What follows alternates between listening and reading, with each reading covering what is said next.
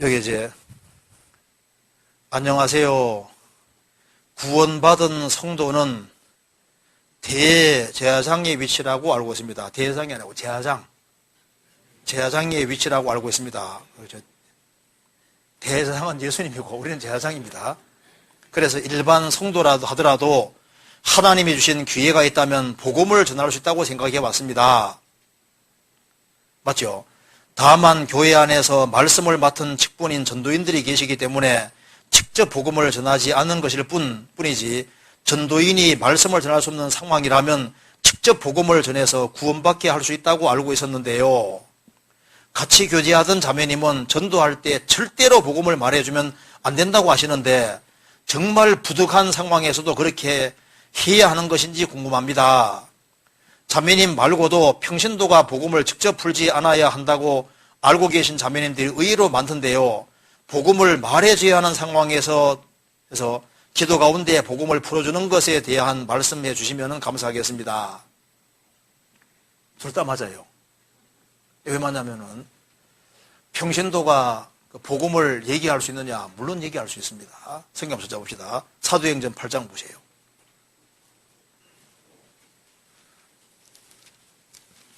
8장 4절입니다. 예루살렘 교회에 큰 핍박이 났습니다. 1절에 나와야지. 별점 핍박이 나서 4절 그 흩어진 사람들이 두루다니며 복음의 말씀을 전할세. 사도들만 전도한 게 아니라 구원을 받은 사람들이 핍박받아 흩어지니까 두루다니며 복음의 말씀을 전했다. 평신도가 전도할 수 있습니까? 없습니까? 복음 얘기할 수 있어요? 없어요? 있어요. 숨골떡골떡 넘어가고 있는데 복음 기도하고 용감하게 전해줘야죠. 그러잖아요. 제가 어떤 분이 전화가 왔더라고요. 말씀 듣고 있는데 전화가 따라랑 온 거예요. 지금 우리 그 친척 중에 누가 죽어가고 있으니까 그 전도해달라고 오라는 거예요. 상계동인가 그 이제 방배동 여기 그 인도권에서 이제 상계동까지 그래서 이제 제가요 상황을 쭉 들어보니까 아니 지금 이제 그 곧 돌아가실 것 같은데 직접 복음 전해주세요 하니까 그럼 못 오시겠다는 겁니까 하더라고요. 아 그건 아니지요. 그래가지고 문제새끼가 뭐가 하잖아요. 할 수 없이 중간에 빠져나가가지고 갔거든요. 벌써 숨 넘어가는 거예요. 그래서 아니 내가 얘기했잖아. 살아있을 때 목숨부터 했을 때 빨리 전해주라고 하지 않았냐고. 내가 올 때까지 기다리고 있는 거 기다리지 말고 빨리 얘기해 주라고. 못 오겠다는 거 갖게 하고 빨리빨리 갔는데 그 사이에 두드러 가셔버렸어요. 그러니까 귀에 있을 때 이제 아주 그절박할 때는 얘기해 주는 게 잘하는 겁니다. 그리고 사도들만 전도한 것이 아니라 집사들도 전도했잖아요. 그리고 평신도도 전도했습니다. 사도행전 18장 봐봐요.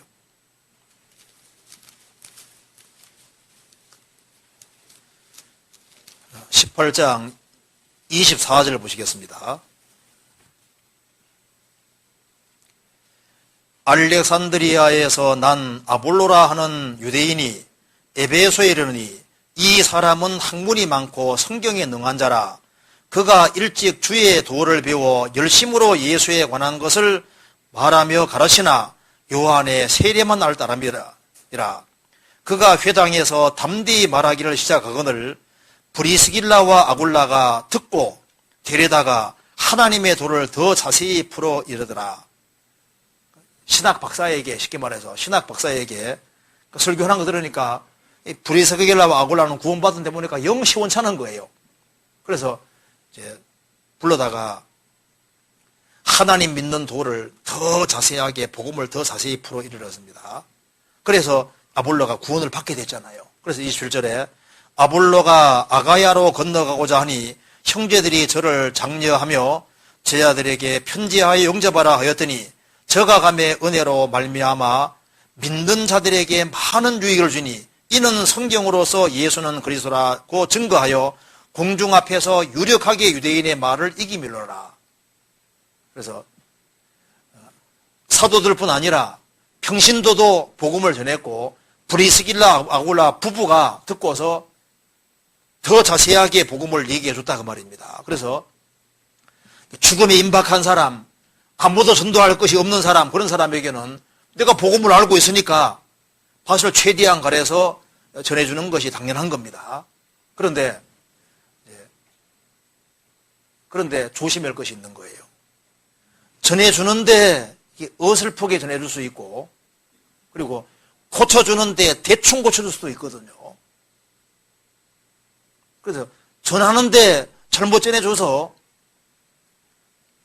구원받을 만한 사람인데 지식으로 전해줘서 나중에 구원받는 걸 아주 어렵게 하는 경우도 또 있어요.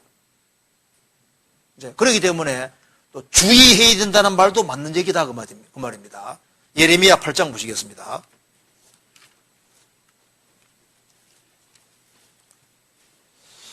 8장 11절.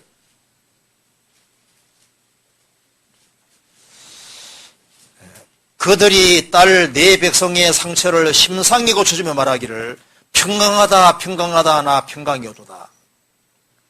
저도 거듭나고 난 이후에 제 동생들에게 막 최대한 밭을 갈아가지고 복음 얘기해서 구원 받은 줄 알았거든요. 그런데 거의 구원인데 구원은 아니었어요. 그래서 열심도 좋고 성경 두세에 풀어고 이르렀지만은 구원받은 게 아니었거든요. 우리 교회에서 나간 사람들이 또 열심히 전도해도 전도가 잘 안 됩니다.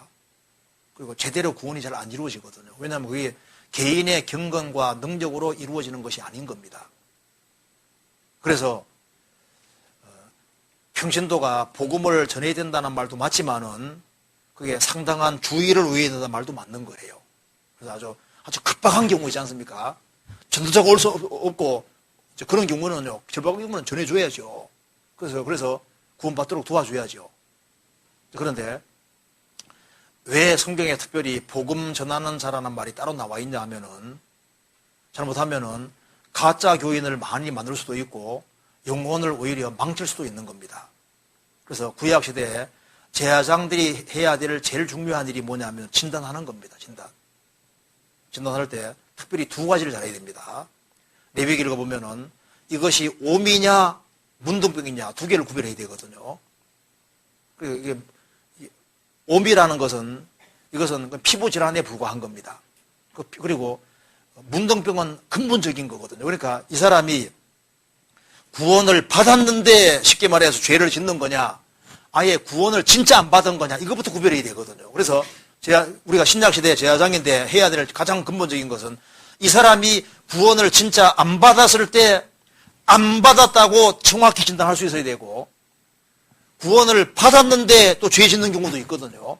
그래서 구원 받아서 죄가 나왔는지 안 받아 그런 것인지 그거 구별해야 되는데, 구원을 받은 사람인데 안 받았다고 진단하면요, 그 사람 구원받는 신앙생활하는데 아주 오랫동안 이게 문제가 되는 거예요.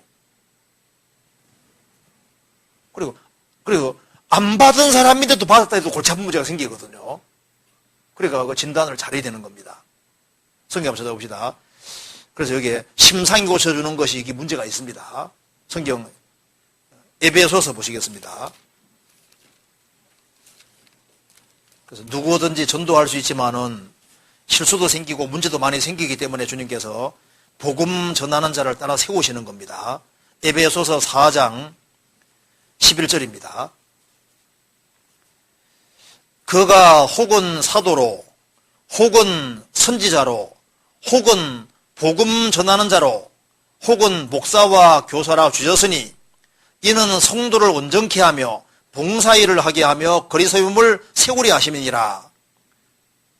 하나님이 교회 중에 몇 틀을 세우셨는데 사도 혹은 선지자로 혹은 복음 전하는 자로, 목사와 교사는 동일 인물입니다. 원래 헬라 원문에도 목사이면서 교사인 거예요.